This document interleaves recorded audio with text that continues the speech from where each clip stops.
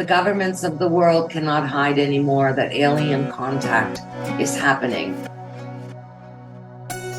It's an important subject. So it's very, very hard to do what you've done, and it's very courageous. I had an experience that I had kept hidden my whole life. And I'm very grateful to the good folks who are sharing some time with us today. Thank you all. Thank you. Hi everyone, my name is Zach. I'm one of the behind-the-scenes folks at Vancouver UFO. I wanted to briefly interrupt our irregularly scheduled program to provide a bit of an update on John, Mimi's guest in the interview you're about to watch. In the time since this interview was recorded in December of last year, John was diagnosed with pancreatic cancer and was not given long to live. He found hope and treatment at Avita Medical Center in Arizona, but needs help with the mounting medical costs. His sons have set up a GoFundMe. We'll include links below for the video created by his sons that provides more information, as well as links to the GoFundMe. If you're able, we ask you to consider donating to help save John's life. Thanks for your time. Now back to the program. Good morning. This is Vancouver UFO. It's December 4th, 2022, and today's guest is John Yost. We're very happy to have John. He's a director, an actor, and he's here with us to discuss his fascinating movie, Alien Abduction Answers. We're going to have a trailer of the movie in case people haven't seen it yet. And then I'm going to ask John some questions, and in the second hour, you'll have a chance to ask questions yourselves. So his little blurb about the movie starts with, the governments of the world cannot hide anymore that alien contact is happening. This is a film of what, why, and how it is occurring. And most importantly, it offers an answer to the question, where do we go from here? So welcome, John. And we're very happy to have you here. I am very happy to speak to you, good folks. How are you? Thank you. I am very good. I'm very happy to be here on a Sunday morning with you folks, and happy to talk about this subject. It's an important subject. Yes, thank you so much. So, John, what I'm going to do is I'm going to share my screen now and give the little trailer a chance to come on with us.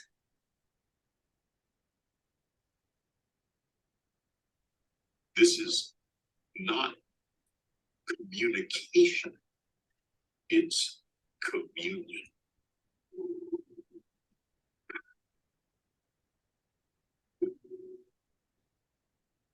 Hundreds of thousands of people have claimed contact. That will change you. It changed me. Steve.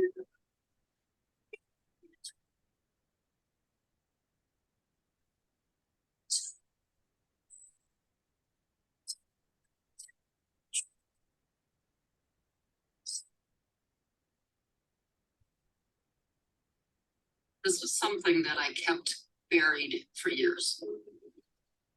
Strange things would happen. I didn't want anything to do with it anymore. He came at me, and I fought for my life. Ship started to pump in the sky. There's this bizarre disc of light. It's moving across the sky. It's very fascinating. The experience is often very terrifying. If I felt fear, I would crawl under my covers, hoping that it would go away, whatever it was. I know that we put in that craft. I knew I was going to go to another planet. And the beam was right next to my face. He saw two shadow beings. That's when I felt like I was going to die. I had really encountered with something, even if I hadn't lived with the fear. It's to know the truth, is to know.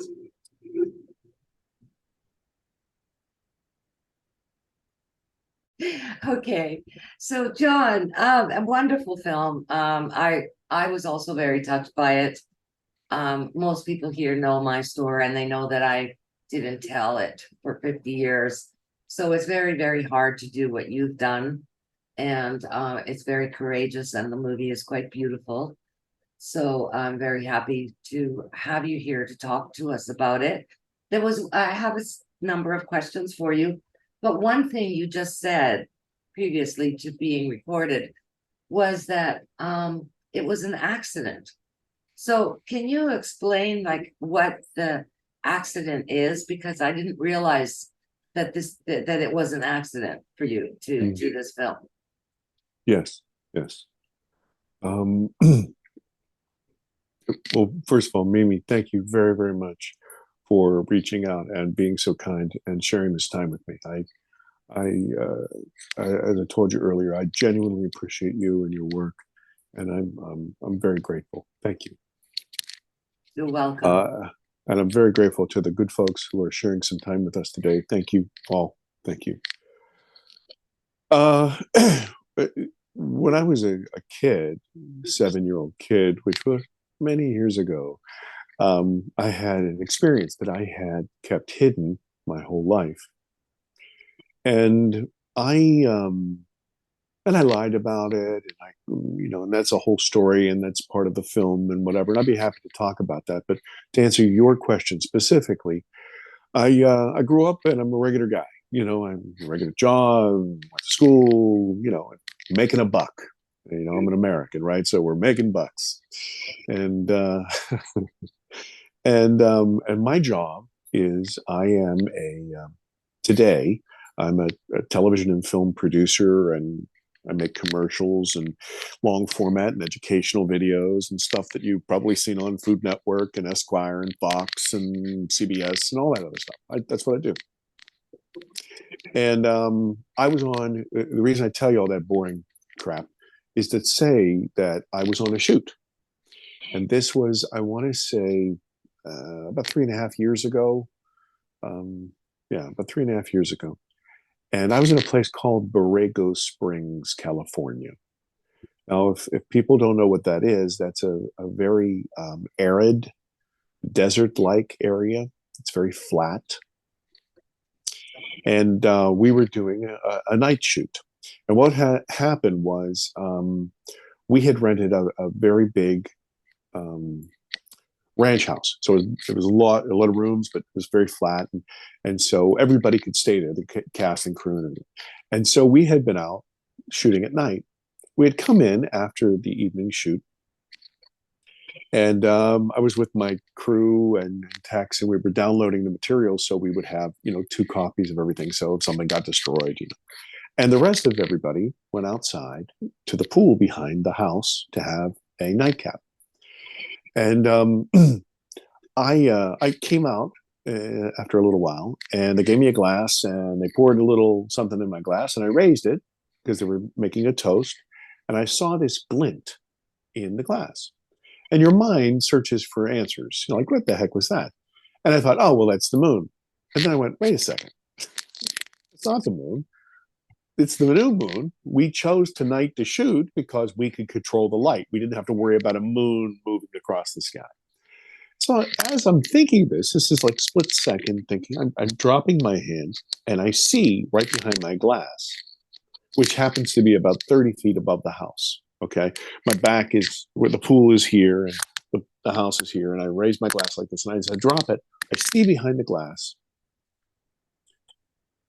an irregular shaped kind of object. It was almost an egg, almost a pear kind of thing.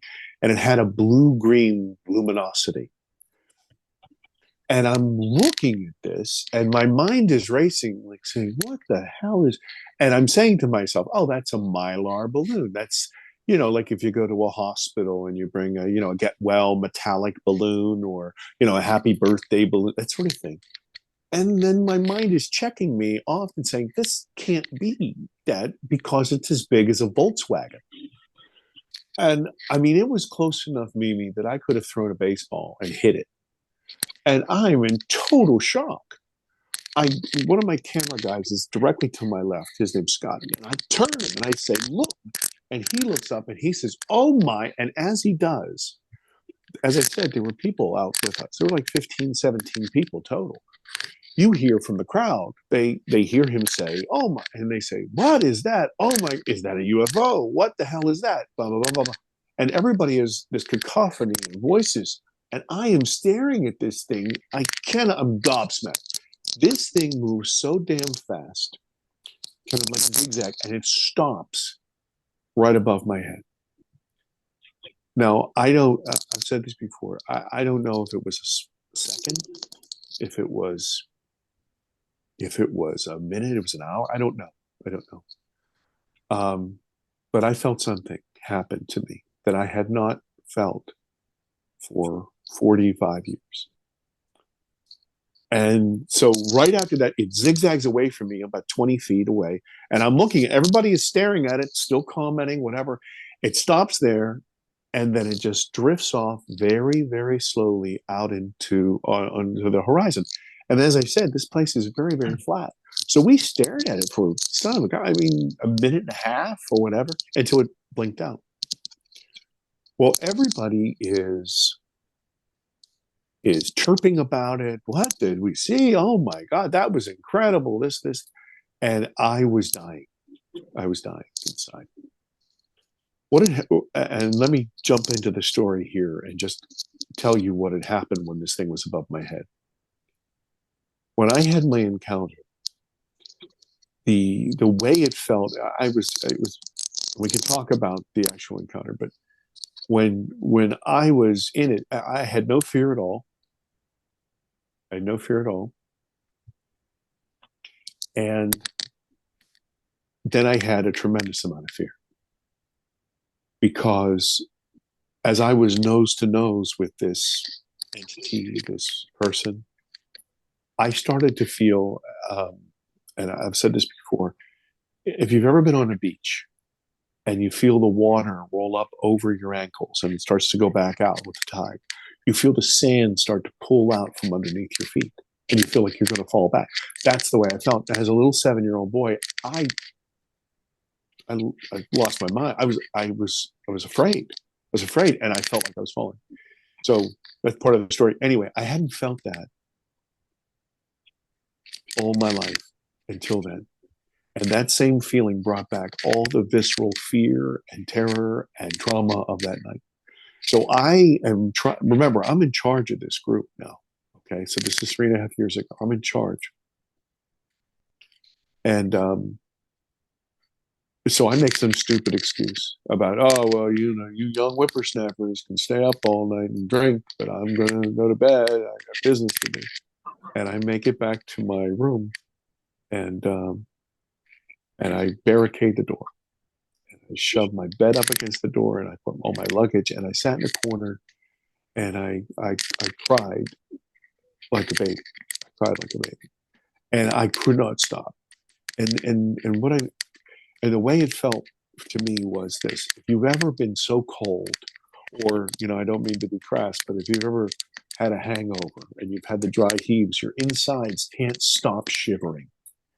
And that's the way I felt. And it was a horrible, horrible feeling. And so to do my kind of job, you have to be like a super anal retentive person, because you're always dealing with other people's money. Everything is boxes and times. And so I'm that kind of guy. And I was mad at myself because I couldn't get myself in order. I stayed up all night. I took this really hot shower and I thought, you know what? I am going to make up for this. I hope nobody saw that.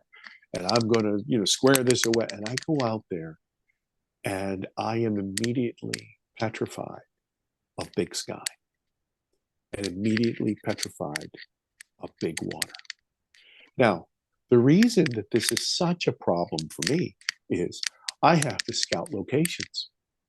So that means I have to go out in the middle of nowhere and get out of my truck and go take a look at it. It was impossible for me. So I'm petrified of this. So I can't believe it. I'm completely shocked. Like, where the hell did this come? And so now I can't go anywhere. without somebody with me. So this really kind of handicaps me. I'm waking people up. You have to come with, whereas I would have never done that in a million years. I get through the shoot and I get back to the East Coast with the help of some fine Irish whiskey. And, but when I get out of the airport, my friends and family, they notice there's something wrong with John. And it got so bad that I would get to work very, very, very early and park right beside the door and then run in the building. Or I would get there later and try to park beside somebody that was going in because I could not do it. And I'm not a small guy. I'm almost like 6'3" and I weigh 270 pounds. I'm a big guy. I'm not afraid of really anything. Nobody ever bothers me. And I was petrified. So this became debilitating. And it was interfering with my life, my personal life, my professional life. And so I'm angry at myself. And as I've told you, I'm a consummate perfectionist. I'm 8 over 10 of them. So I'm sure that a smarter person would have sought out some help, but I wasn't that smart. I'm bullheaded, right? So I'm going to do it myself. And so I said to myself, look, you're nobody special. I'm sure that other people have had kind of experience. You got to get to the bottom of this. So I started to read about folks, and that led me to reach out for a few people. And then that led me out to having a conversation with a few people. And that led me to filming a few people. And then that led me to eventually sharing what had happened to me. And then I could remember everything that happened to me as a little boy. I could remember literally everything. But there was a section, a piece, and you've seen the film, so you know that piece. There's an interaction with an entity where I kind of come out of the reverie of that, and I'm interpolated with the entity. The entity is now on the other side of me, and I'm on the other side of him, and I have no idea how that happened. So during these conversations with folks, somebody had said, well, have you ever had regression? I didn't know what the heck that was. I didn't know what that was about. And somebody had suggested a dear woman whom I am totally in love with. I think that she's a wonderful person. Kiss the ground that she walks on. Her name is Debs Shakti. And she's a quantum hypnosis therapist. She has a global practice. And they suggested that I speak to her. And so I'm not I was raised in a family full of women. So I want you to know I'm not a misogynist at all. But as I said, I'm not a small person. This person is an elf. She's a tiny little person.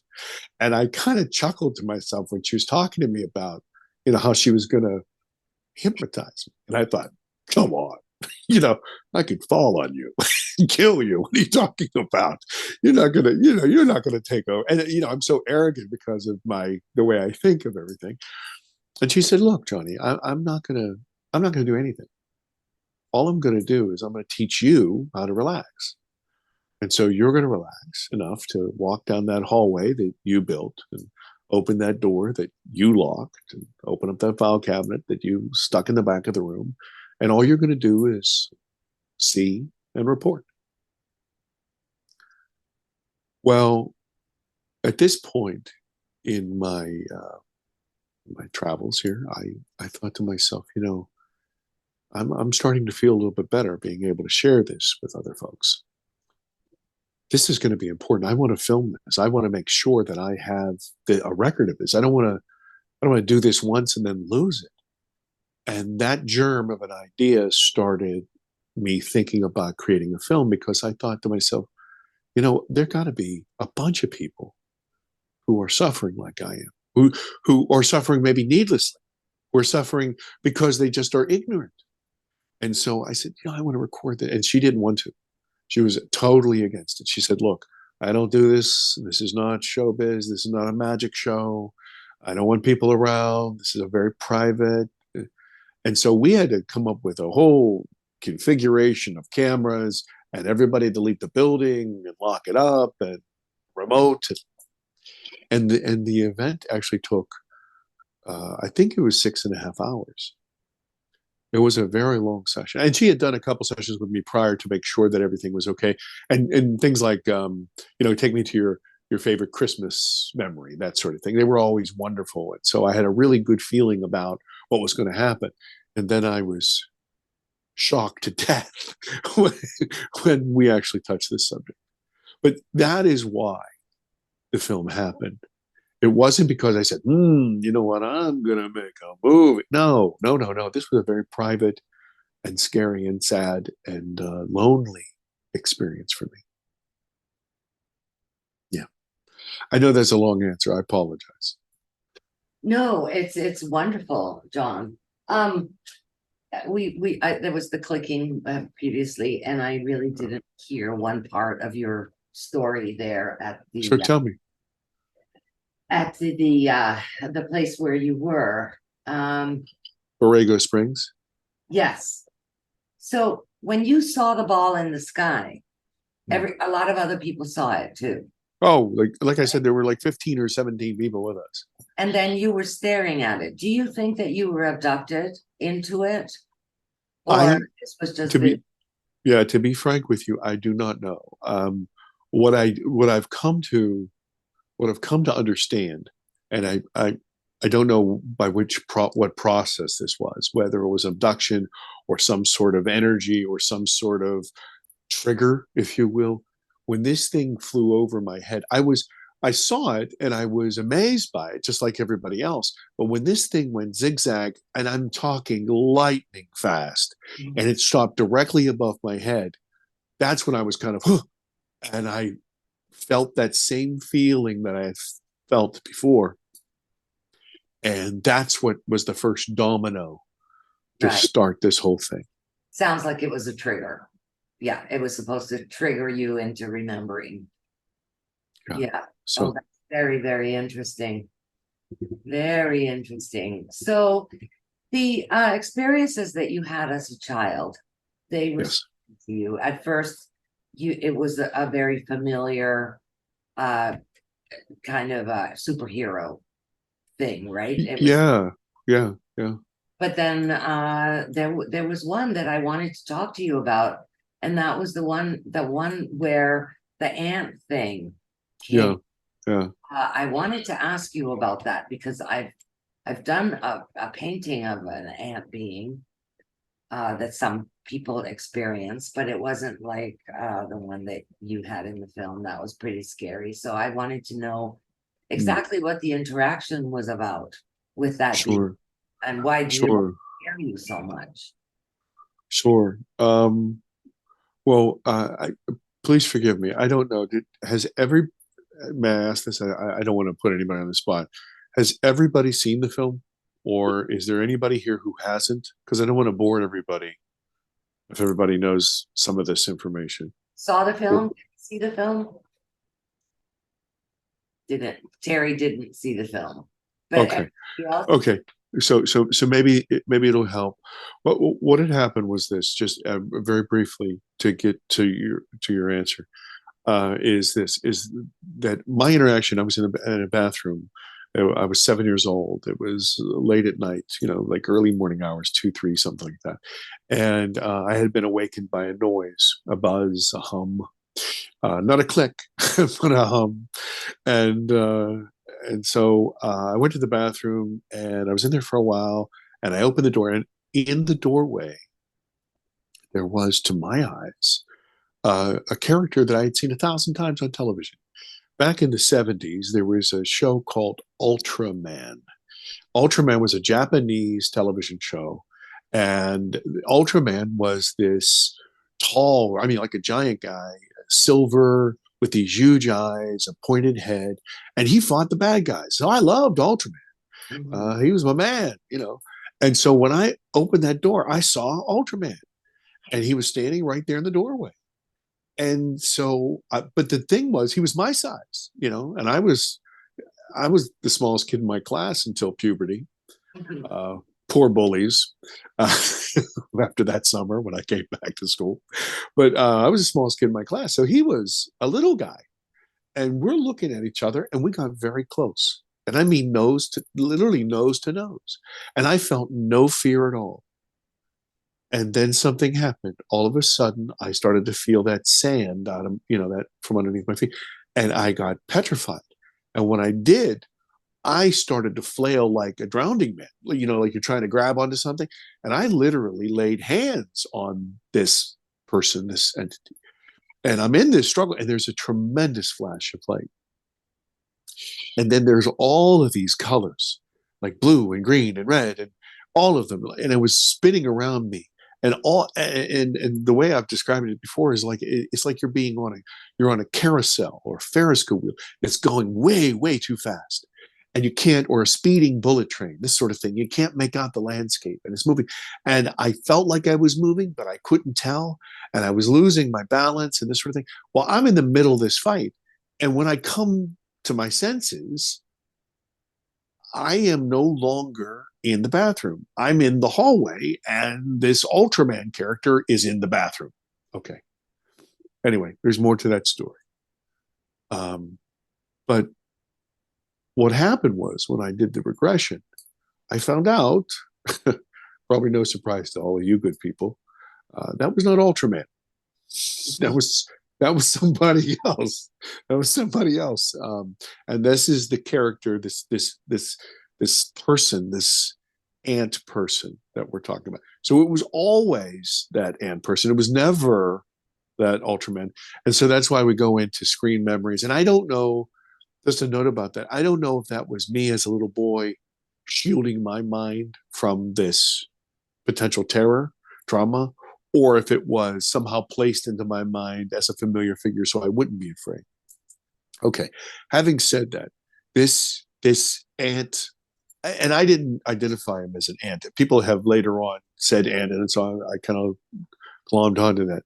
But it was an insectoid kind of thing, and it had antennae coming out of its head like this and out of its cheeks.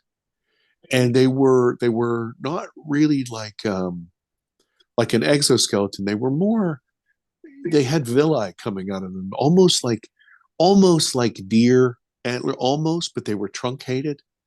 And for some reason, they were able to exert some sort of coercive force. This is where the force was coming up. And so this ant guy takes me. There's this flash of light. It takes me. And I've heard people say, well, they were taken on a ship or something. I was not. I was not. I was not taken by Grays, and I was not taken to a ship. I was taken to a subterranean thing. And it was gigantic. It was like, if you've ever, please forgive me, I don't know everybody's experiences, but if you've ever been to a stadium, like for a concert or a sports arena, this sort of thing, and if you could imagine being taken out into the center of it and all the lights turned off and there's nobody there. That's how cavernous it felt. And I could tell it was subterranean because I could see stalagmites and stalactites, and there was moisture in the air. And there was a light way, way, way, way at the top, but it was faint. And then the circular opening was irregular. It wasn't like, it was metal and cut. No, that wasn't what it looked like. It was natural. And in there were other entities. And I think even in the film, I refer to the ant guy as their bully. I was kind of using the nomenclature of a 7-year-old kid. And so the bully brought me there. And the other entities that were there were similar to some of the gray type of guys that I've seen, but they had elongated faces. They were, and I don't want to say they were like horses. They're not horses, but they had really kind of long jaws, this sort of thing. And they were, I don't want to say the brains of the operation, but they were the controllers. They were the guys in charge. And so I don't know, I kind of got lost in the answer. Did I answer you? No, it's really, really fascinating. What I wanted to know was the reason why they took you. What was it? They Oh, something, yeah. show you something, messages? Sure. Sure. I've heard all kinds of stories from people about how, they've done testing on them and stuff like this. During my regression, there were two things that were coming out. Number one, that they had taken me many times before, and that's why I was fighting with this in the real world, not my imagined this is a nice guy Ultraman guy. I recognized that this cat had been my abductor before, and I did not want to go. So that's why I was fighting for my life. Because I'm thinking to myself, you bastard, you're not taking me again. I know this. And I'm fighting with him. So, and I didn't know any of this until that regression. So when I was taken, I was put, I don't know that it was a table or a chair or whatever, but I was kind of suspended in what you would feel like a lazy boy. It wasn't a kind of a reclining chair. It wasn't comfortable. It was hard, but I was kind of suspended there and I could not move. And in front of me were these and I'm talking gigantic screens, floor to ceiling, like something you'd see in a stadium, gigantic screens. And there were three of them. And in the screens, there were hundreds and hundreds of miniature screens that all kind of made up a picture. Have you ever seen one of these things in a shopping mall or something where they have they have all these pictures of Abraham Lincoln, let's say, and there are hundreds of them, and they make up an Abraham Lincoln portrait, but they're all, if you examine them very, very closely, they're all little pictures of Abraham Lincoln or whomever. Well, And the way insects see, right? Because they. Oh, I didn't even think about that. Yeah. I didn't even think about that. Anyway, so all of these pictures, and they were moving. They were moving very, very fast. And I was. This is kind of a funny thing. I've always been me, meaning that I've always been very anal retentive. Everything had a box. Everything. I was one of those a weird kid. I was very planned out and everything, and so my room was always tidy and stuff. And I was angry at them. And I was angry for a very ridiculous reason. I speak English, and English is written from left to right. And these images were moving from right to left. And I was mad at them because that was wrong. That was the incorrect way to do it. And they're stupid for doing it that way. I was learning cursive writing, and I knew the way to write. And that's, we should start here. And they go, so I was pissed off at these guys. And it's just one of these stupid things. And you go, what? Where did that come from? Anyway. So, but what was happening is that the images were flashing so fast, I was not registering what they were. I don't know if they were pictures of Abraham Lincoln or whatever. But in my regression, what I had said is that the message, the information was between the lines. It was inside, not even the pictures. It was inside the separations. It was in between the lines. And I have a comment about that as an awake person now. I think that's actually kind of genius if you think about it. This is what I mean. Since I made the movie that's been released, I've been trying to do a lot of research for my next film. Mm-hmm. And I've learned some things about the mind and how the mind works. And, we have a bifurcated mind. People talk about left brain, right brain. But there's another bifurcation, and that's the conscious and the subconscious. That's how we learn, as little kids, And the conscious mind kind of acts like a guard at the entrance to the subconscious. Like, no, I don't want to buy, tickets to see whomever. Or, yes, I'll do this or whatever. But you kind of have to deal with the conscious mind on a daily basis. This is what advertising is all about, is trying to get past that conscious mind to allow your subconscious to make you have an urge to buy. And I thought to myself, I don't know if this is true, but I just thought to myself, wouldn't that be genius that they would occupy my conscious mind with this misaligned, wrong way So I would concentrate on that. So my subconscious was completely open for that other information to go into me. So I wouldn't have a chance to object to it. So I wouldn't have a chance to veto the information. Now, I don't know that's true. Maybe it's coming out of my rear end. I'm making it up because I'm an idiot. But I thought that's kind of an interesting thing. For sure, because they do whatever it is that you need done to make sure that you get the message. Yeah. So did I answer your question? I'm sorry. Did I? Yes, yes, you Good. did. Well, you did, but you didn't finish. Oh, So when they to teach me something, I guess, is the when answer. they did get into your subconscious mind, Yeah. what was it that they were doing there? That's kind of like, what I'm Yeah. getting at. Okay. I'm sorry. Were they Yeah. enhancing you? Were they teaching you stuff? Were they bothering Yeah. You know, on you? I, as I said before, I'm not part of any community. I've never had a group of people, prior to the meeting. I didn't do any kind of research or whatever. I was just like, this happened, and then I ignored it all my life, and then I'm thrust into it again.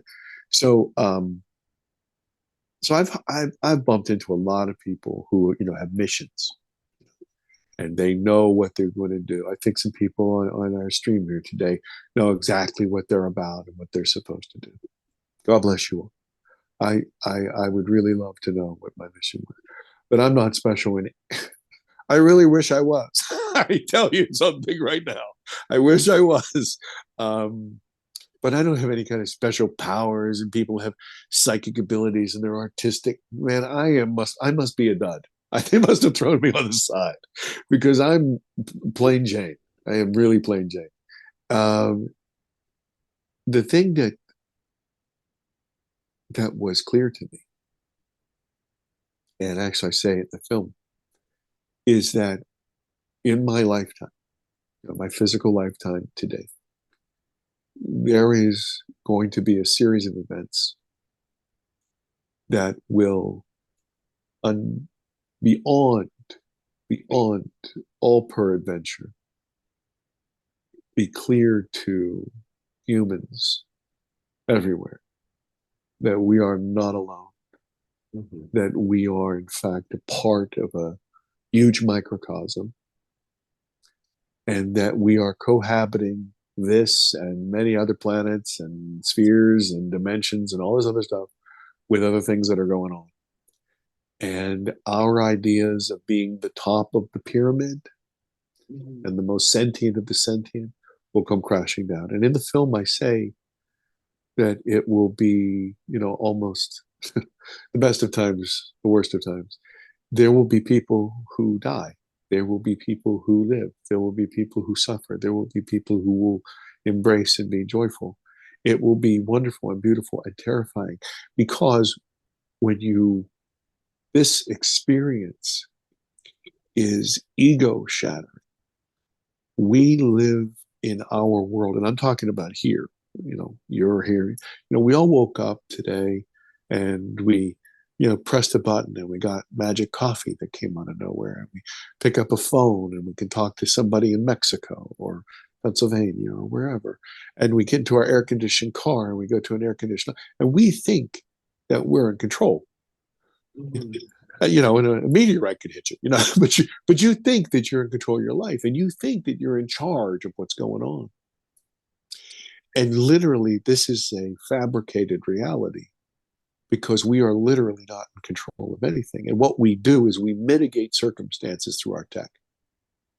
It's hot outside, so we have a fan. It's tech, and but it's still hot. See, so you can't ignore the fact that it's hot. And what's happened is this. I'll use a tech example. Maybe if you and I are on top of a mountain and we see some bad guys, it's midnight, let's say, and we have night vision glasses, and we see some bad guys coming up to get us, right? And I take off my glasses and I say, whew, boy, that's great, right? I'm glad those guys are gone. Well, I'm about to have a very unfortunate thing happen to me, and you are probably going to be much more successful, right? This is the world we live in. We have people who either never were issued those night vision glasses, or have them and refuse to put them on, or what they've done is they've totally rejected it and thrown it away. So when this, I say bad guys just to give a hyperbole so you'd understand what I meant. But when these guys come up over the hill, some of us will say, oh, I see. Some of us will say, what the heck? And then some of us will run and hide. And it's impossible to predict what happens. But that occasion, that event, or that series of events will be undeniable. Right now, and I know I talk a lot, I apologize, but right now, people talk about this false disclosure that's been going on. And I agree. It's hollow, and it's obfuscating.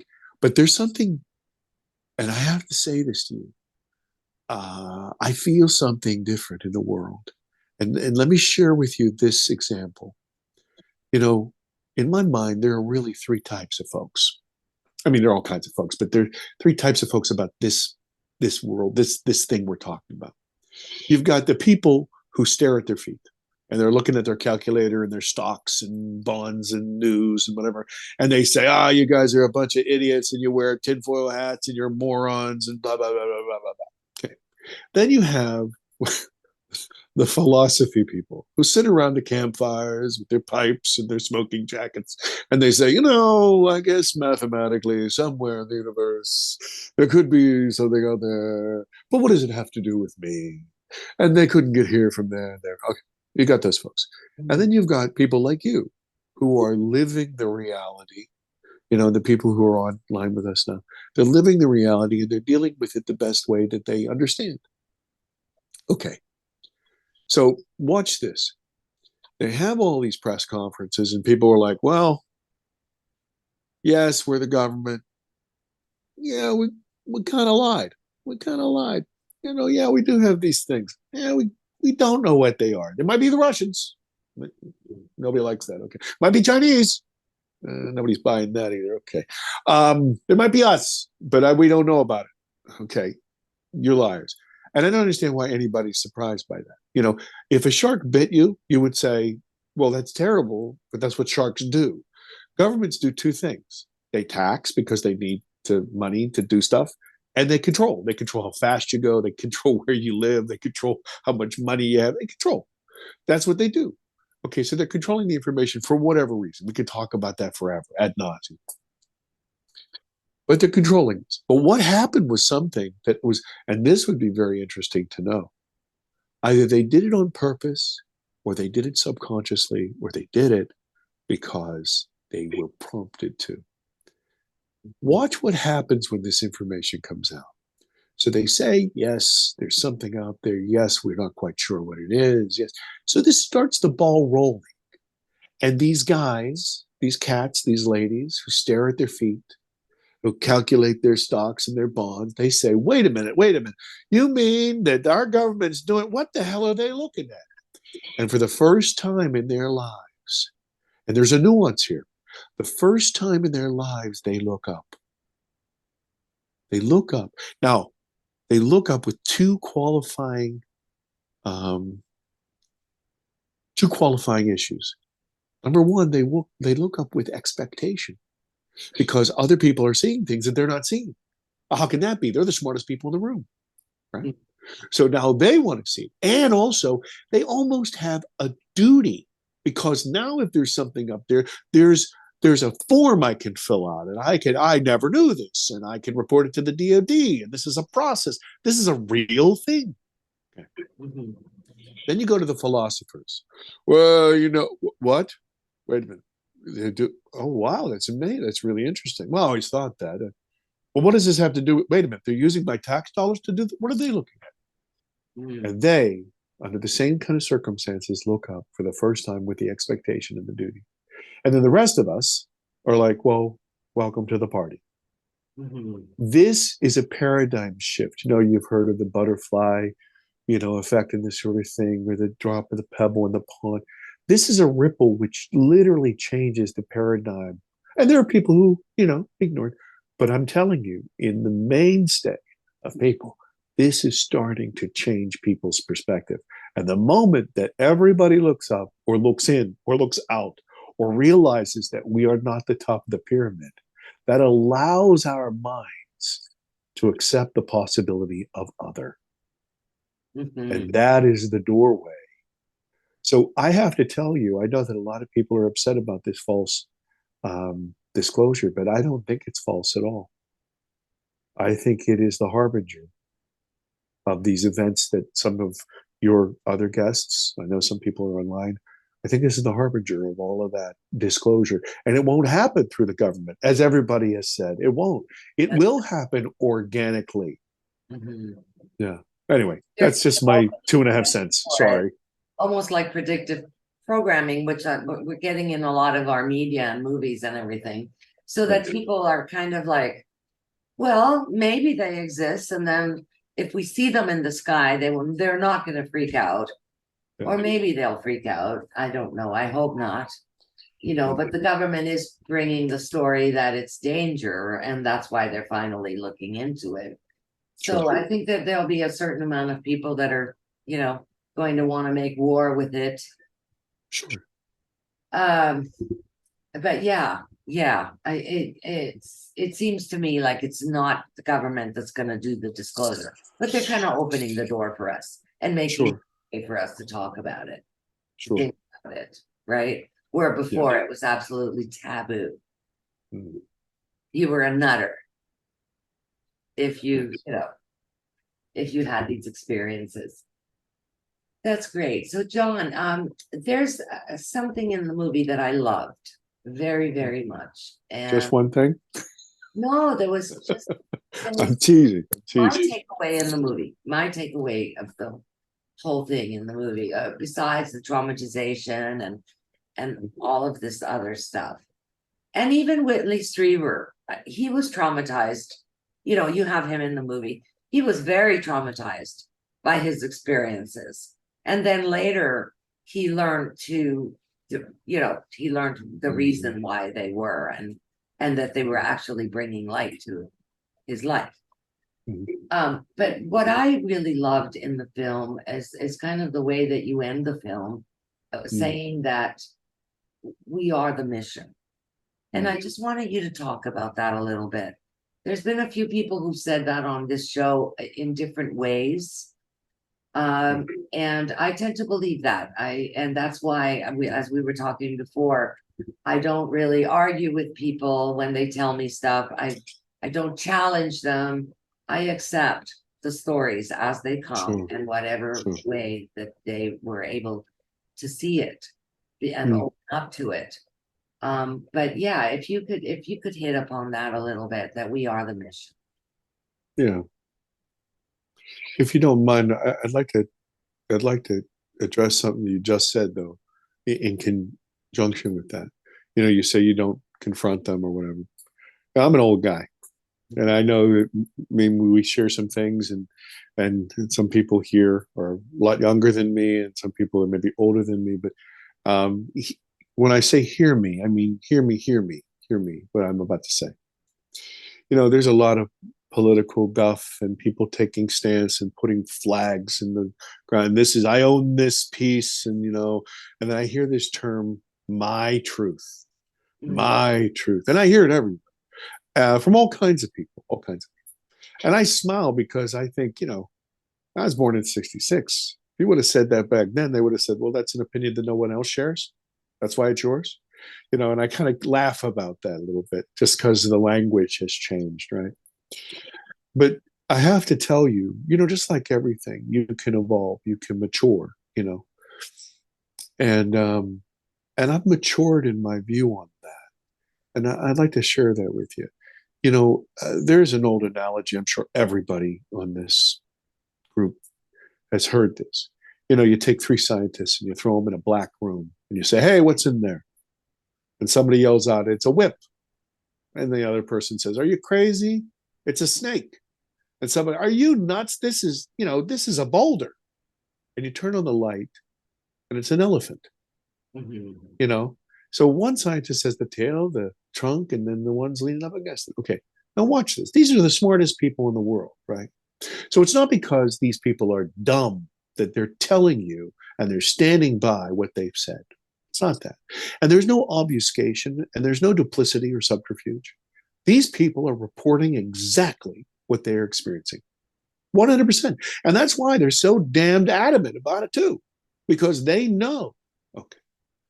But realizing that there are two nuances to that. Number one, realizing that they reporting out of that room are just reporting exactly what they can possibly consume, process, digest, and share. Yes. Makes me a lot more patient because I understand. Look, if I was standing there in the black and holding onto that trunk, I would say the same exact thing. Okay, so there's that. And also, it is a tremendous moral lesson for us that when the light comes on, remember, we've been staring in the dark for so long. It's going to take our eyes a little while to focus, to see the entirety of what's going on. And just because we saw a piece of it does not mean it is the entire truth. You know, I call this film, and we started to touch on this, Mimi, about it's called Alien Abduction Answers.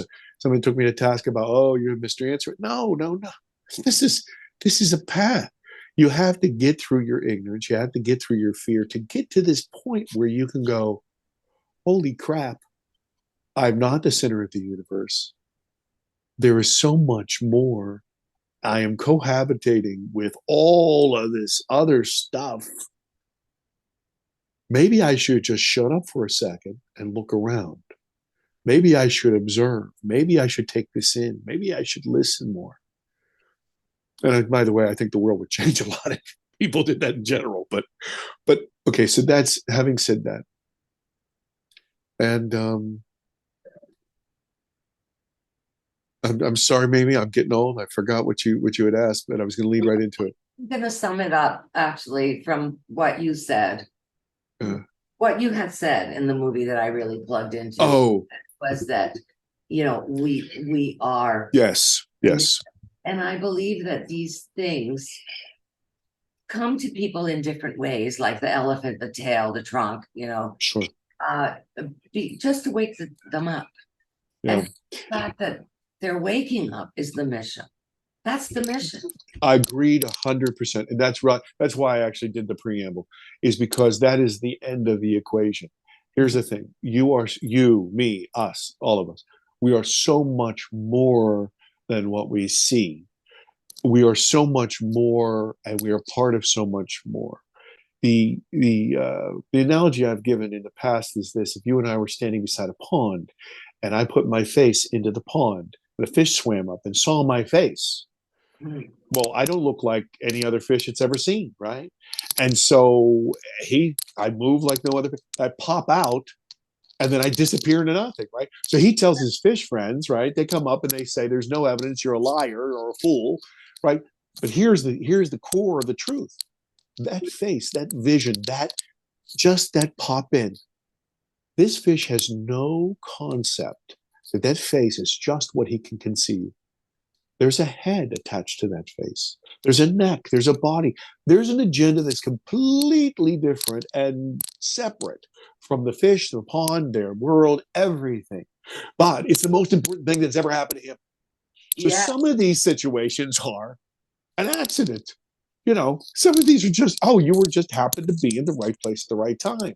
Some of them are not. Some of them are very, very thought out and methodical and ongoing in some cases. There's a very specific reason that these things are being communicated. But in every one of them, if you ask all of them, if you ask yourself, the core of it and the thing that allows any discussion after that is this: you're not alone. Hello, there's more of you. Open up your eyes or put on those night vision glasses. Take a look. There's more. For years and years and years, people thought that being sick was because of evil spirits. Then the microscope comes along. And we develop tech and we can see bacteria, we see viruses and all this other stuff. Okay, so here's the question. Did in fact those viruses and bacteria suddenly create themselves right then when the microscope was around? Or did our tech eventually catch up? And I think the message to our world is, hello, it's time to catch up. Your tech has gone a little crazy and you're not morally ready to handle this. And you need to be in sync with all this stuff. You have to, you're not allowed to drink until a certain age. You're not allowed to drive until a certain age. You're not allowed to vote. Why? Because we recognize the fact that we have to grow up. Why is it that we're always looking for some metaphysical answer? Why can't it just be the same exact thing? You have to grow up, and now's the time. And growing up, as we all know, this is why I keep saying that this is a shared experience for all of us. We were all born. We were all toddlers. We all fell into a table. We all, okay. Adolescence sucked. It was awkward. We were ugly. We didn't know what we were doing. We were uncomfortable. This is where we are. But it's time now to grow up. Yes, thank you, John. I have 3 more questions for you, and then I'm going to open it up because we've been at it for an hour or so. Yes, ma'am. Yes, ma'am. You go right ahead. 22 where I am. Okay. I know there's a part 2 to the movie. And you've touched upon that a tiny bit. I wanted to know if you have a working title for the second part. Yes. Actually, this is I didn't know it. I thought in the very, like I said, the film was an accident, right? So it's not like, Still. I'm sorry. Is this better? Is this better now? Yes. Okay. As I said before, this movie was an accident. So it wasn't like I plotted out this wonderful cinematic thing. I was in the middle and I kind of thought I was done. But towards the end of the movie, I realized that I was the guy in the black room. I was touching the trunk. And there was more to learn. And there was more for me to understand and more for me to share along that path. So the first film is called Alien Abduction Answers. And it seeks to take our species, the people who watch it, from ignorance and fear to some sort of understanding. Not complete understanding, but some sort of understanding. The second film will be Alien Abduction. And it will be awareness, alien abduction awareness. And alien abduction awareness is taking that information and integrating it into our minds, our souls. If in fact we know that we have an opportunity to make a left turn or a right turn, then we can make a decision. And but you have to integrate the information. You have to, number one, know it. Can't be afraid of it. And then you have to be able to take a choice, because it is our free will. And then the third one, I have this idea of alien abduction ascension. Now, I know that sounds very woo-woo, but I don't mean it that way. I said this before, we're all little kids, right? And so we bump our heads on tables and we wobble and whatever, and then eventually we can stand and we can walk and we can run. So the idea of ascension is this, that we're running, taking our true place in this and experiencing it, not just with an open mind, but an aware mind, that we are going to encounter these things that we don't understand. That instead of fear, the answer is contemplation, that is communication, that is empathy, those types of things. And that's where because take a look at you, you personally, you've gone through the kind of initial shock, like what the hell's going on in your world, right? You've gone through that integration where you've taken the information and like, holy crap, this is real. And what does this mean to me? How am I going to do this? And now you are literally transformed and you are the host of this show and you're bringing this message. It is kind of, if we could go back 20, 50, whatever years and say, by the way, man, this is where you're going to end up. You probably wouldn't have said, you would have never said that. No. But you've been kind of transformed. You've evolved into this place. This is what I'm talking about. And what does it really mean to the person on an individual level? That's what my film is about. This is why my film is different than every other one. We've said before, You see a lot of documentaries were made by people who are geniuses, so much smarter than me, and they have all the details and everything else. But what they lack is that heart, that first person revelation. And it has to be, this is what this film is about. You enter into my world. You're with me. You experience that fear. You experience that trauma. You experience that tragedy. And then I shepherd you through that to the other side where I'm walking, not by guiding you, but by saying, look, this is what the door I'm opening. You want to come with me? Mhm. And so at the end, what I do is I leave it open. And I say to myself, this has happened to me. Okay, now I know that it's happened to me. Well, what does it mean? And I've got to learn some more. Yeah. Thank you, John. I have this question and I hate it when people ask me this question. So I'm just getting back at you. But no, Good, actually, good. it's a hard question to answer, but it's a very important question. And that is, it's a very important question. And the reason it's hard to answer is because you don't want to hurt your children with the answer. But the question is, do you see anything in your children that might be related to your experiences on the craft or your experiences with other dimensional extraterrestrial beings? In other words, have they been enhanced or have they been affected? Well, It's a they're hard bigger. question. No, it's okay. They're bigger, better looking, and smarter than me. So let's start there. But I also tell them that's not a hard task. So not to get a big head, fellas. I have two sons, and they're mountains, men, and they're geniuses, and they're really smart kids, and they're living their lives. If you would have asked me this question 5 years ago, I would have said, "Are you nuts? What are you talking about?" But I was asleep, and I was also ignoring signs. You can drive past a road sign. Oh, I missed a turn. Oh, I missed. I'm gonna have to use. It happens to everybody. Every single person on the planet. I missed a lot of signs in my life, and actually in my family's life. I come from a big family, 6 of us. I'm the eldest of 6, because we're Irish, and so we can't read, so we only have one hobby. Uh, and You guys can write though.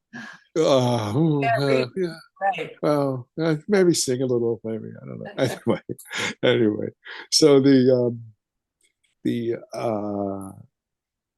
what's happened is when you, I don't mean you, I mean you, us, all of them, when you become aware that there is a sign, you can't help but notice it.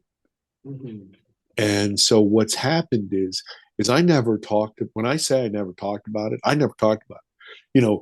People had seen. I've been marked, as you know, physically marked, and people throughout my life. In the film, if people see the film, they'll know why I lied about it. My father told me to, but if you see it, I mean, it's a large mark. It's like as big as my thumb, and people see different. They say different shapes. It looks like a thumbprint to me. It looks like this thing touched, like kind of trying to push me off, and burned me. And it's raised, and it changes color, and it changes temperature. Today, okay. So people have seen it all my life, and I've lied about it my whole life. I made up stupid. I'm a kind of a smart ass, as you can tell.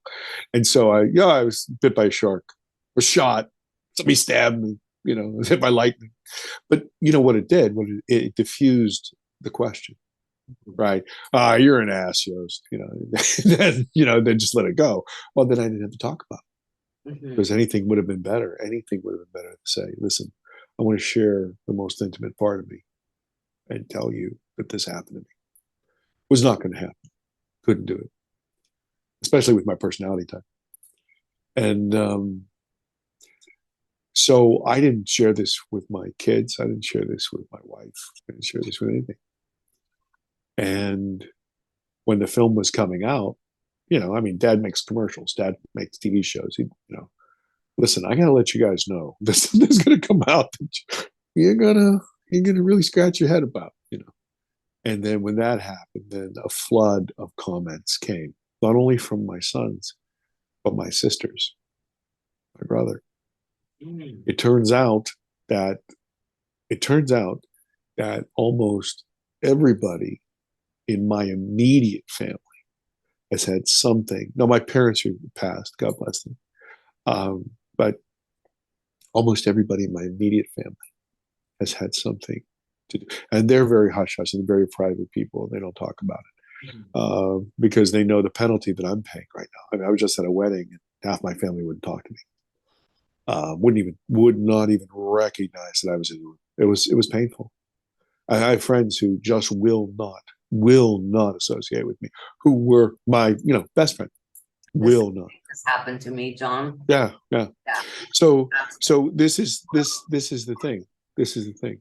And to expand on that question, or that answer is this. I would say to you this. I think all of us, I'm talking about our entire species, have in some way had some sort of contact with other. A man, I'm sure you know him. His name's Ray Hernandez. Yes. Okay, now Ray, man, that guy's a book. I interviewed him a long time ago. Well, a long time ago, 2.5 years ago. And he's funny. He's a very funny person. But he said something to me. He said, and this was, once again, I'm not a smart guy, so he said it. Okay, so don't think I'm a genius. He said, John, when I bump into people who are just total, critics of the idea or cynics or whatever, he said, I ask them, I said, do a thought experiment. I said, put 100 people that you know in a room and ask everybody, hey, listen, is there anything in your life, anything that you can't explain? He said, you're going to be surprised because you're going to get people who denied immediately. You're going to have a large portion of people who just get real quiet.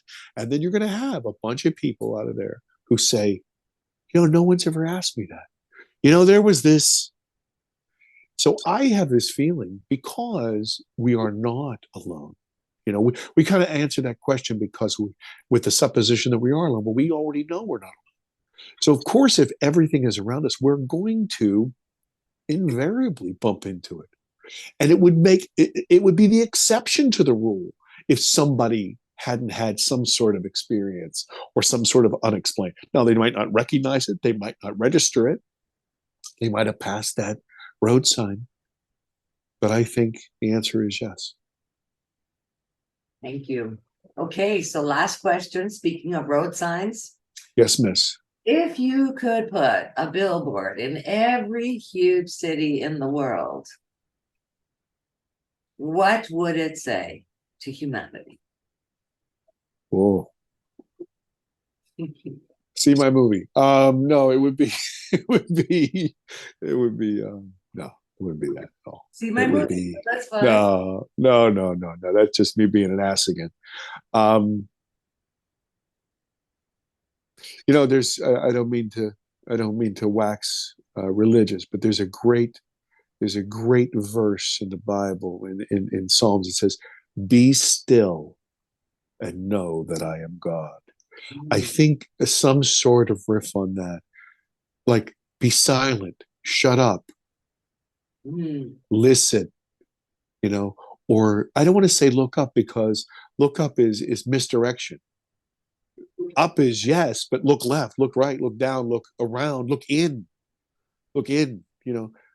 be still. My mother used to say to me, and she had an Irish brogue, and she used to say, son, you have 2 ears and 1 mouth. He said, shut your gob. Right.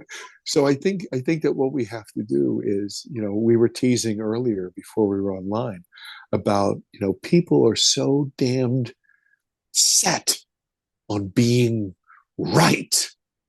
I don't give a shit about being correct. And I use this analogy about you go on Twitter and say, Happy Wednesday. And you get 1,000 people who say, what do you have against Tuesday? And then another 1,000 people say, you are a Thursday denier. What are you fighting? What is wrong? Because they haven't listened. I love that. If you say, honestly, if somebody says to me, it's the holidays, right? They say Merry Christmas, or they say Happy Kwanzaa, or they say Happy Hanukkah, or whatever. I don't think that they mean an aggressive thing. I have a feeling that they're probably just wishing me well. Mhm. So to shut up and truly listen, truly take the time to understand. We live in sound bites and we need some quiet time to really contemplate. That's why it's so genius. I'm sure a lot of people that you talk to are into CE5, and what they do is they usually go out into nature because they want to be one with that, because we are all part of this creation. You know, if you think about this, I don't care if you're an atheist, an agnostic, or if you're a true believer in some religion, right? If you're a very religious person, it's God the creator who created us all, right? If you're agnostic, it's some sort of computer genius who wrote a code or whatever. And if you're an atheist, it was the Big Bang. Okay, regardless, let's say they're all right, they're all wrong, it doesn't matter. If you're an atheist and it's the Big Bang, then we're all part of that stardust. All. By the way, all means all. All means every white person, every black person, every brown person. It means every creature. It means every tree. It means the rocks. It means the sky. And by the way, it means them too. Well, John, thank you so, so much. And my questions are done now.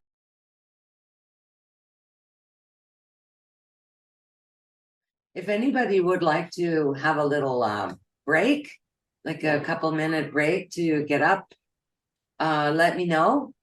Otherwise, we can just, Terry, you want to have a break? Yeah? Okay, well, let's have a few minutes break. Why don't we say, what, 5 minutes?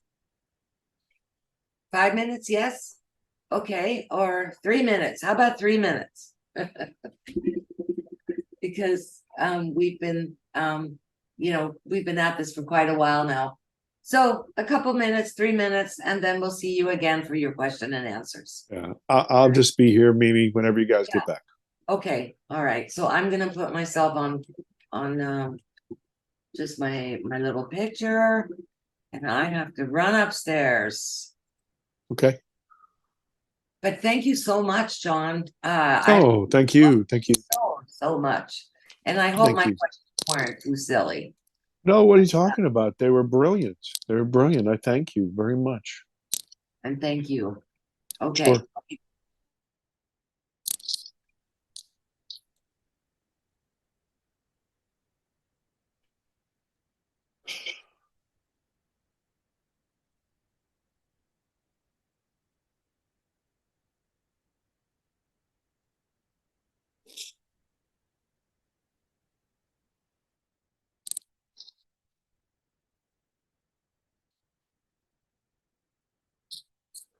Good action.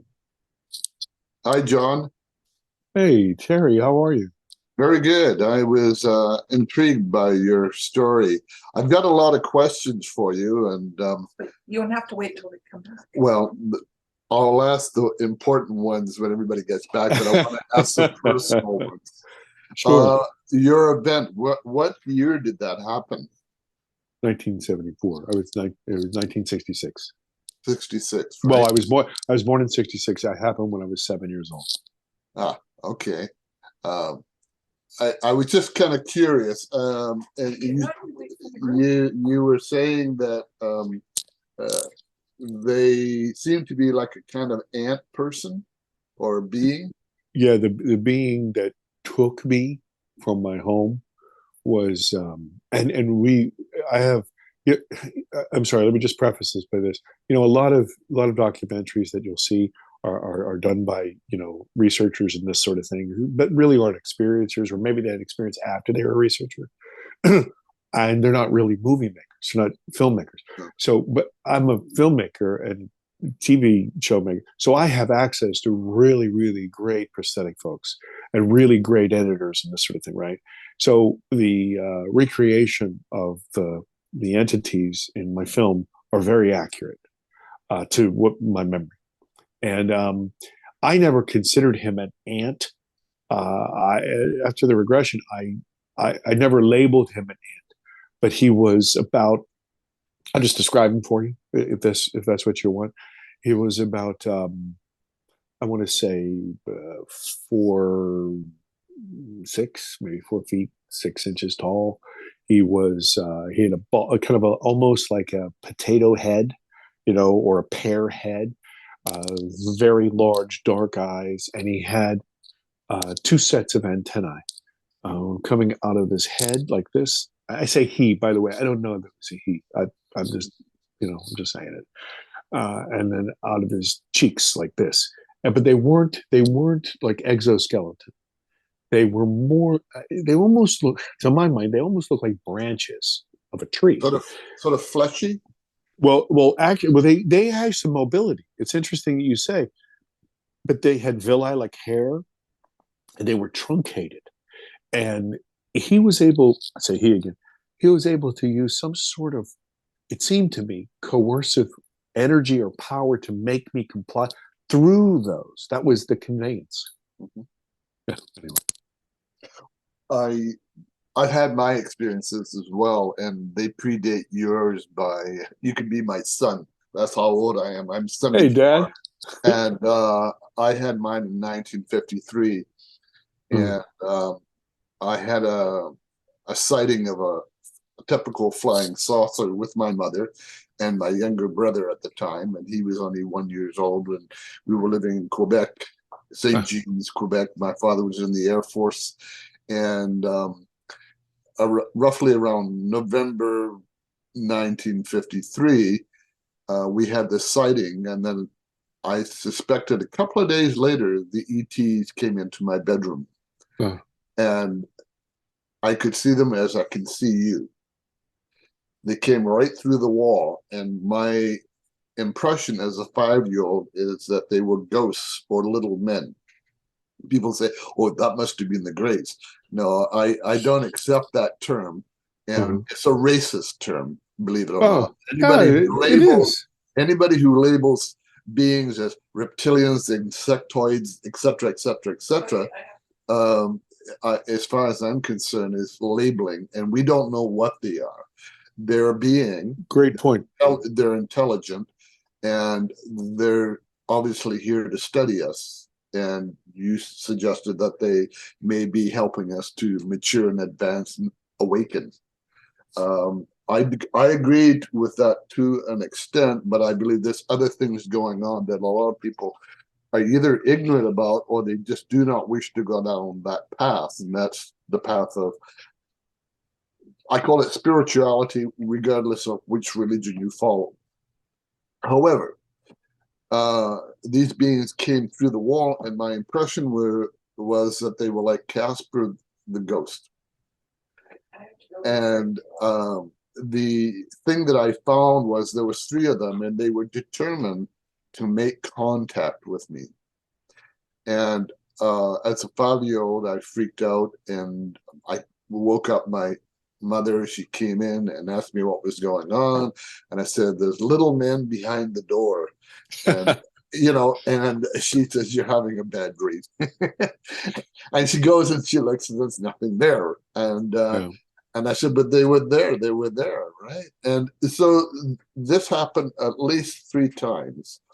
The second time she came in, and I woke up the whole house by this time with my carrying on and my antics and all the rest of it, because I was in a panic mode. And she gets me calmed down. She leaves, and these little guys, as I said, they're determined. They come in, and this time they're walking around the bottom of the bed towards the top. And I pull the sheets over my head, thinking in a typical 5-year-old logic, if I can't see them, they can't see me. They're not there. You're safe. Yeah, you're safe. And I fell asleep, but there's something in the back of my mind says the blankets came off. Now, I have no recall after that, but what I didn't know is the next day I had a concept and a feeling that there was life in the universe. And that I was drawing pictures of stars and planets and rockets and this, that, and everything else, even though I really had sort of, known about what that all was. I've had ETs throughout my life, and what I have found is they are all different forms. I actually have ETs that hang around the house right now. They're usually in the form of an orb of light, or Orb. what I call an amorphous blob. I've had a light suddenly show up in the bedroom where I can't figure out where the source of it was. My wife said that she's seen a small light go underneath the bed when she came back from the washroom late at night. She's seen a face in front of her when she woke up. I take people out and we make contact with ETs, and they'll come up and they'll touch you.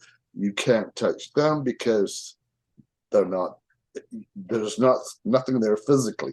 When somebody tells me that they have had a physical contact, I start to question that. And the reason why is because we've just come out of a pandemic, a global pandemic. And that means that we've had a virus that we could transmit to anyone on the planet amongst ourselves. Imagine a physical contact with another entity who's not of this planet. And all of a sudden, we're going to get all kinds of diseases and bacteria coming from them, and we're transmitting ours to them. How is that possible that somebody could have that physical contact? And I understand what you're saying. So what I'm saying to people is, I don't deny anybody's experience because it wasn't mine. But what I will often suggest to people is to consider some other factors that perhaps more investigation is required. I've written up here 6 volumes of Wow. ET. It's probably the most comprehensive and definitive body of work. It's very factual. I only use the best resources, no conjecture, no interpretation, no speculation. If I can't get 3 or 4 good sources, I don't use it. It has to be solid, and it comes across very factual. And so in that, I've written some of my personal experience, but it's what I have collected. And it's about 3,600 pages. Wow. And I wrote it as one book. Oh, wow. I wrote it as one book, and it took me about 8 years and a couple of years of editing. Oh, my. And I did all the book design and the whole thing and got it published. I don't have that talent. I am amazed. Well, I don't have that talent either, but I decided I had enough information that I could do it. So all I'm saying to you is I think we share some common things. I think there's a lot of misinformation out there, and you touched on this, where the government now is involved and they want to give official disclosure. Unfortunately, it's a rewrite of the narrative, and it's negative. And what I see here is people have to do their own research. So my mantra to anybody is research, research, research. I tell you something, don't necessarily accept what I say. Go out and research it. Prove me right or prove me wrong. If you prove me wrong, I'm full of ears. I want to hear it because you're going to tell me something I didn't know. And I want to know that. Whatever I say to people, I'm hoping I'm educating in whatever ability that I can. But the thing is that we're all here to learn from one another. And again, you touched on this, that the quote from the Bible, to be silent and to hear within, right? I'm a Baha'i, and we have a similar quote. Look within, and you will see God standing before you. Okay? In other words, if you think of yourself as a puny form, God will say, or at least the divine writings will say, noble have I created you. Okay, you're not just an insignificant nothing. Is there life in the universe? Yes. Could we even say that life is humanity? Now, humanity is a broad term. It isn't one species, although we think it's one species. And another quote is that Baha'u'llah says, know thou that for every fixed star, meaning a stable star, hath its planets, and every planet hath its creatures, whose number no man can compute. That means I- the universe is filled with life. In fact, life is tenacious. Yeah. It wants to live as opposed to being, it wants to be extinct. Yes, sir. Yes, sir. Yes, sir. Right? So, Yes, sir. and I'm sure that you've encountered some of this philosophy in your in a different way in your own experiences. Yes, sir. Yes, sir. If you're doing a second part of this, I'll be Yes, happy sir. to talk to you. First of all, Terry, number one, I want to thank you so much for sharing that information with me. Number two, holy crap, where can I get your books?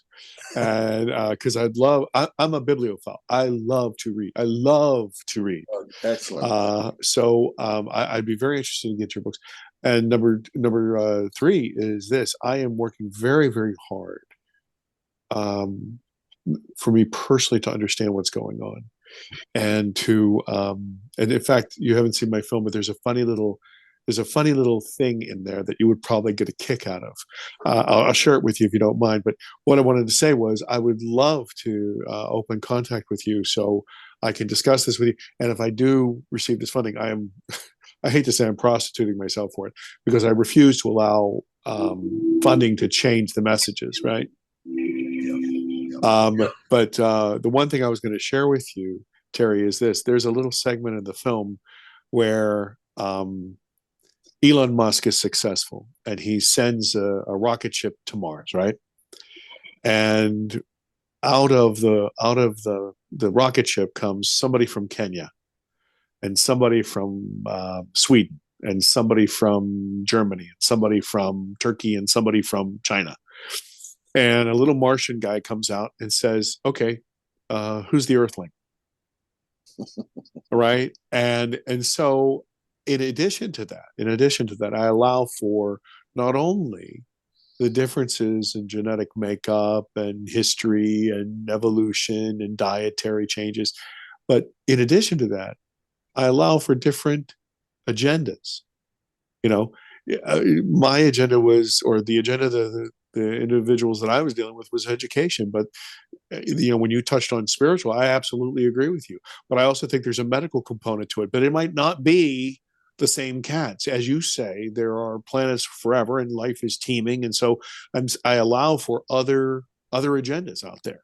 There might be that one guy who is, military conquest. There might be that one guy who is just medical. There might be that very, very highly intelligent and spiritually developed that are looking at a spiritual development, our consciousness being the ultimate iteration of us, this sort of thing, all of those things.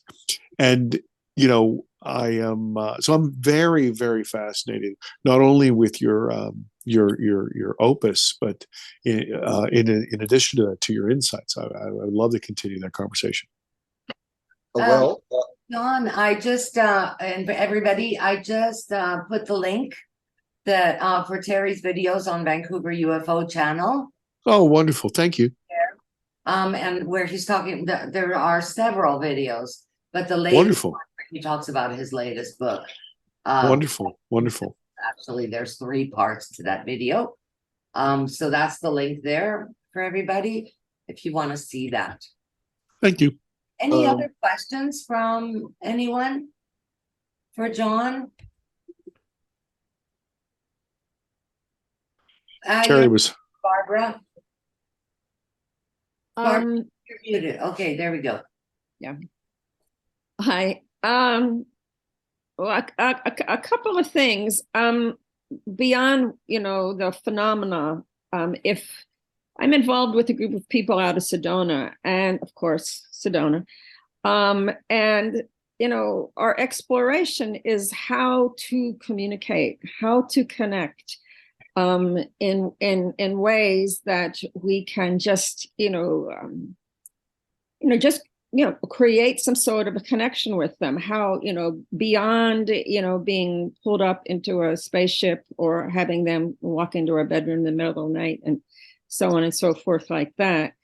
But I have a feeling that beyond whether they exist or they don't exist, if we go to the place, okay, that, we feel that they really are part of our star family, or what do they want to say? I get the sense that they're certain ones are curious. They're interested in us. They want to have this sense of communication. And I guess that's my next place to gonna go is like when I first started exploring this. It's like I felt like these were the beings that have been around me all my life, and that they've been there and guiding me and helping me, and now it's time to make that a little more personal, more alive and intentional.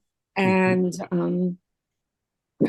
so I'm just exploring that whole thing. One of the things that I kind of am exploring is in the whole CE5 thing is in meditation, kind of going to a place where we can just kind of connect in a maybe sort of a telepathic kind of a way. So I guess the question, the next question is, and I do believe this, that they are here because they see that we are in trouble. We're really in trouble and we need help, and we're fussing around down here, are they good, are they bad, do they not exist? And meanwhile, the planet is just, we're not allowing why they're here to come through and to be effective. Yeah. It's like there's this whole diversion and so I guess that I don't know if I have a question here, but are you are you in touch with them, or even Terry in touch with them? And is it, we're just, how can we go the next step and receive what they are here for and share with them? Yeah, I'll let John speak to that. I can give you some answers, but I'll let John speak to that. Also, Barbara, I just sent you a suggestion in the chat. We have a fellow called Mark Mihalik who lives in Arizona, and he takes a CA5 group based on Dr. Greer's work every month. And sometimes we do an online version of that together. We try to do it every month where we do a puja, and then we stop when we end, we go out in our own cities and everything to do the CE5 sometimes by ourselves. But if you can do it in a group, I'm sure it's much, much better. Terry can speak to that because he does them all the time. Yeah, so get in touch with Mark. He's in our meetup group. He's one of the event organizers out of the 7 of us. He's one of them. Okay. Barbara, I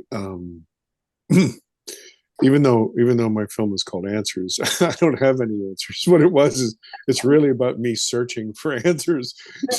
So let me just say this to you. I like to reduce things, complicated things, for everybody to understand. Complicated issues for everybody to understand. Let me say to you this. You say that you have this experience and you know that there's communication, but you can't really jive with it. You're trying to, and you're trying to have more clarity and this sort of thing.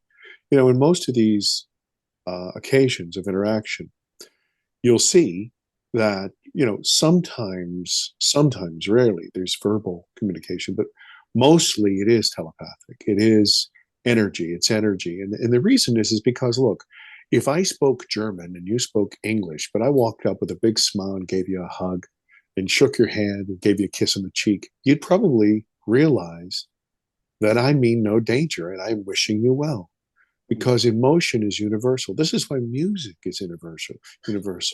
Love is universal. Fear is universal. Emotion, color, all of these things, sound, these things evoke things in us. That emotion that we have kind of separates us from the non-sentient beings on our planet. So if you think about that, then first of all, the communication is going on right now. Okay, and you're feeling these things and you're seeing these things and you're experiencing these things. And so also remember this, we're kind of new to the party, right? And what I mean is not because we're young, but our our ideas that we're not insular, that we're not alone, that we're part of something much bigger. We've had religion a long time that's tried to explain these things, but the philosophy behind this is that we are not alone. Okay, but our society, our people, we have this idea that we're kind of alone. So we're kind of new to this, and please forgive me, I don't know if you have children or young nieces or nephews or babies or grandchildren, but watch this. We talk to them. We use, I see that you speak English. You're speaking English to them, and you're kind of doing it like with a little hyperbole, and you lift your voice, and you do all these things because you're trying to communicate with this child. Now, this child doesn't know English, hasn't even, doesn't know what ABC is, and we're still learning the ABC. John, And this is, yes, and yes. your microphone is failing now. It's going. Uh-oh. Yeah, just hold it like that. I'm so sorry to interrupt you. No, I'm but grateful. we can Thank you. put it Here. I'm grateful. Thank you very much. So we're kind of children in this situation, and so the communication that we're receiving is, I don't want to say dumbed down, but it's their attempt to bring us along. Now, look, you'll still say the same thing to those children as they grow up, and eventually they'll start to understand that, and they'll take those letters and they'll put them into words, and they'll put those words into a sentence, and there'll be rudimentary sentences, and then there'll be paragraphs, and then there'll be, okay, so this is where we are. We have just, I don't know, from the very moment that you were born on this planet, that you had a full cognizance of that you weren't alone. But the maturity that you came to, that you said, look, this is here, and this is what we're trying to do. If you ever notice this, I'm a little familiar with Dr. Greer's work. If you notice this, he talks about having a pure heart, a pure mind, and good intentions and everything else. Well, think about that. That's communication in itself. Okay, so that's the state that people need to be in, to have that communication. Imagine if you were in another country. I'm going to make up, let's say Frankfurt, okay, and you were walking around and you needed help, and you're screaming help, but nobody speaks English. They all do, but nobody speaks English. Okay, but somebody came up to you and they heard English and they understood English. Well, they'd be attracted to hearing you, and they would come and talk to you.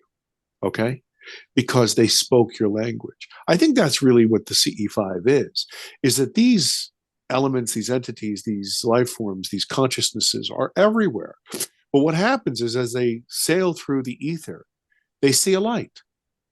And that light is that emotion, that consciousness, that openness, that good intent, and that's interesting to them. Imagine if you went through a zoo, let's say, and you came upon, I don't know, a muskrat, and you said, oh, this is an interesting muskrat. And the muskrat waved at you. You kind of waved back in a kind of a chuckle. But all of a sudden, this muskrat started to do all kinds of intricate gesticulations and try to communicate with you. Well, I don't care how arrogant you are or how much more advanced you are. You would be fascinated. You would want to communicate with this. You'd bring people and friends that, come here, you've got to see this muskrat. This is intel. Oh my God, we've got to do something. We've got to save this muskrat. We got to be with this muskrat. This is amazing. And so I think that we are just as fascinating to them as they are to us, in that we are now awakening. You are awakening. I don't know if that helps, because I didn't answer your question, but that's the way I kind of see the issue. I don't know, Terry, can you please answer the question, because I couldn't answer it? No, it was wonderful. Thank you, John. It you, was John. wonderful, John. Thank Yeah. you. But Terry, if you want to speak to that as well, you've known Dr. Greer for a long time. So maybe you do want to say something about it, about his protocols. You're muted. There we go. I got involved with CSETI back in '92, and he had only had the organization going since 1990. And I started to look for people who had similar values or wanted to participate in how do you communicate with extraterrestrials.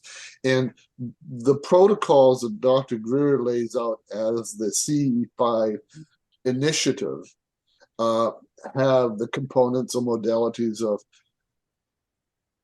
of meditation, light, and sound. And when you use those modalities, now meditation is the key, but you really do need to have some of the mechanical devices, because there's information being sent to those devices that you need to pay attention to, even if you don't understand what it is that they're interacting with. Like I have a magnetometer. That magnetometer normally goes beep, beep, beep. Sometimes it goes beep, beep, beep, beep. Sometimes it goes beep, beep, beep. And other times it will go beep, beep, beep, pause, beep, beep, beep, pause. 3 beeps in a sequence. Sometimes when I say something and I'm talking to a group, it will chatter back to me as if to say, yes, that was the right thing to say. And that's something that I don't think the people who built this magnetometer realized that it could do, because the extraterrestrial intelligence and their technology interfaces with ours. I've had them come in and put a black boomerang onto my screen and leave it up there for nearly a week, thinking, and I thought it was a cursor, and I couldn't move the damn thing. It was just there, and it kept moving across the screen. Like, you remember the old Vista with the green hills and the blue sky? It would be off in the background, and then it would come closer and closer over the period of days towards the middle. And when it got to the middle, it disappeared. I've had ETs out when I'm being interviewed by TV news group, and I've had the ETs pick up one of my lights that was a strobe light and move it, and nobody saw it being moved, but it would ended up a couple of 100 feet from where I had placed it. I've had people who said that being touched by ETs, either on the shoulders, on the hands, or face, and yet you can't necessarily see them, but they're there. Or you can smell something unusual in the environment that is not associated with the environment, or compression of sound. All these are what they call the high strangeness that Dr. J. Allen Hynek used to talk about. Mhm. And as Arthur C. Clarke used to say, any alien technology, true alien technology, will probably appear as magic to us. Well, guess what? That's exactly what it is. The only difference is we don't understand that technology. Now, I figured this out, and it's basically an interdimensional technology that uses higher consciousness. The problem, like when they capture a vehicle and they try to figure out how it operates and they can't operate it, it's because they're not evolved enough to operate it.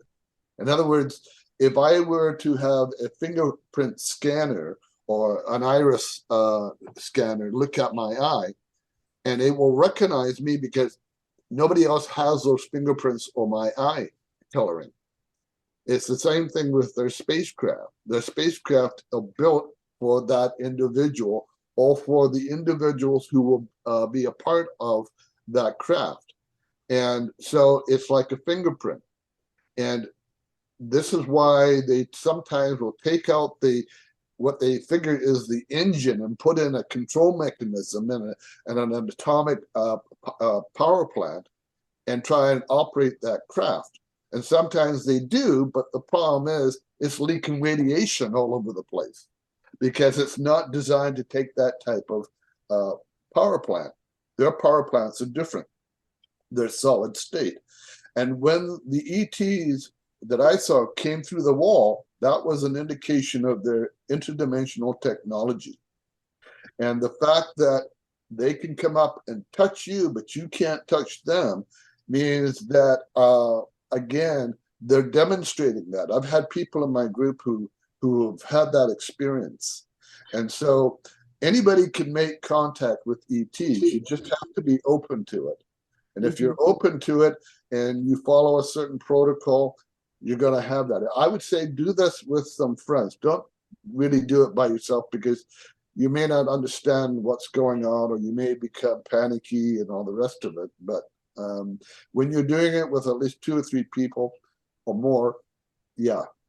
I've been down to Texas in October, and I have a friend down there who's an airline pilot, and he and his group, which numbers about 60 people out in the field doing this. So you know that there are people out there very, very interested, and you can set up a group anywhere.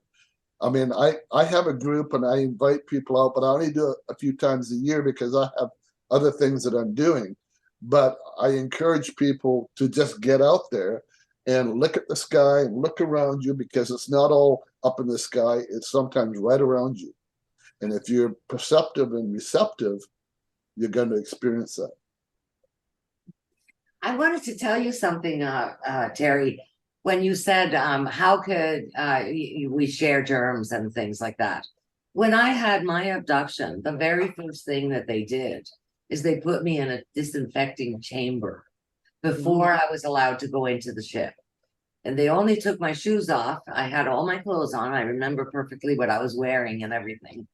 And then I was allowed to go into the ship. So they do have ways. We Yes. don't have ways.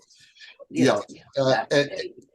And I would go so far to say, and John, with respect to your experience, is the military have programmable life forms that look like little grays.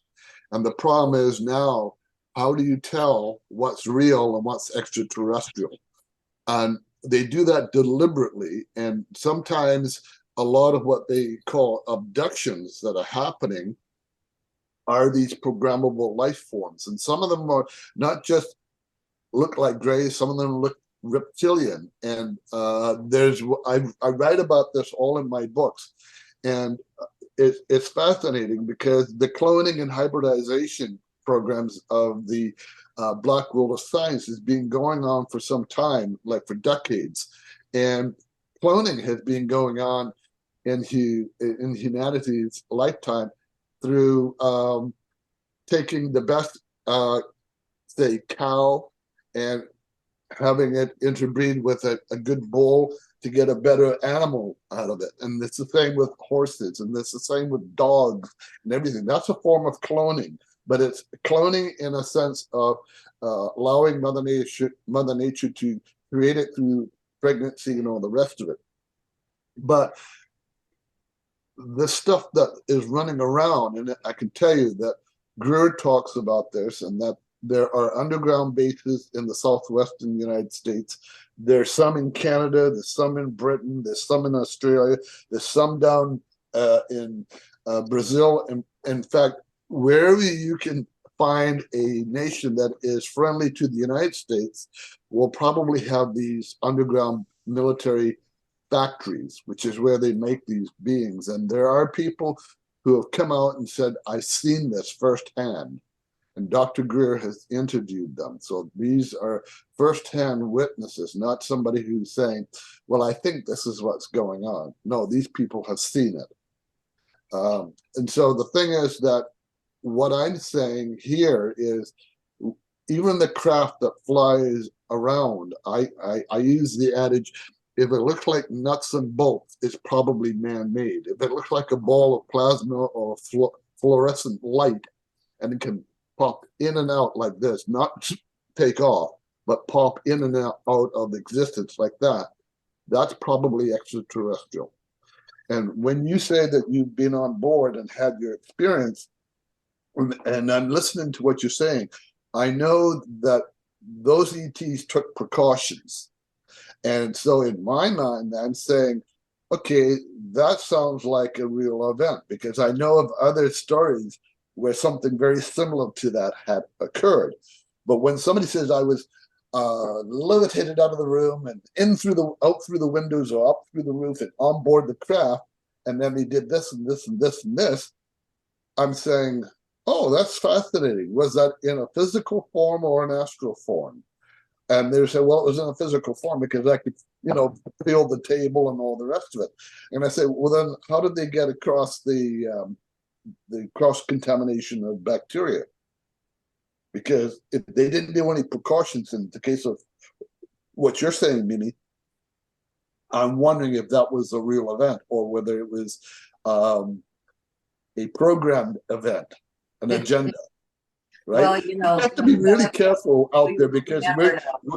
we have to be really careful because we're finding that not everything that looks like gold is gold. I'll tell you one thing that's really interesting, that made what you just said made me think of it.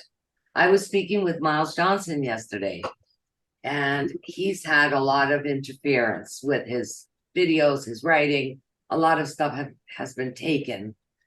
And he had two videos from the 70s with a guy named Barry King. And Barry King was a witness to one of these factories in one of the bases Peaceable in Britain. Well, those videos are now blank. Yeah. So he doesn't have proof anymore. Yeah. I've got the information in my books on that, and how he is happened to download his videos, he would kiss you on the top of your head because they've erased his stuff. Yeah, and I'm sure that he's not the only one out there who've had this experience. And what Greer's trying to do is to encourage these firsthand witnesses to come out and reveal themselves, so that he can record that information. And John, you know, if Barry might be dead now, he was older, in the 70s. You may very well want to get hold of Dr. Greer, and because he's just trying to complete another movie documentary, but he'll probably have other ones down in the pike, as it were. And if you're being able to do some of that stuff before, he would be very, very interested in you. Who, you? Well, Dr. Greer. I could probably put you in touch with them. well, Terry, before you do that, I'd like to speak to you privately, you know, about your books and things like that. Let's do one step at a time. Yeah. Mimi and Terry, and I don't know who else is on here, but I unfortunately I must go. I have another commitment, but I thank you so much for your time. I really genuinely appreciate all of you. And please, Terry, reach out for me so we can start a conversation. And Mimi, if I was there, I'd give you a big hug. Yeah. I thank you. I thank you so much. I'm going to send you an email, John, before you leave, of my email address. Sure. You need my address, don't you? It's I'm sorry. Yeah. Okay, go ahead.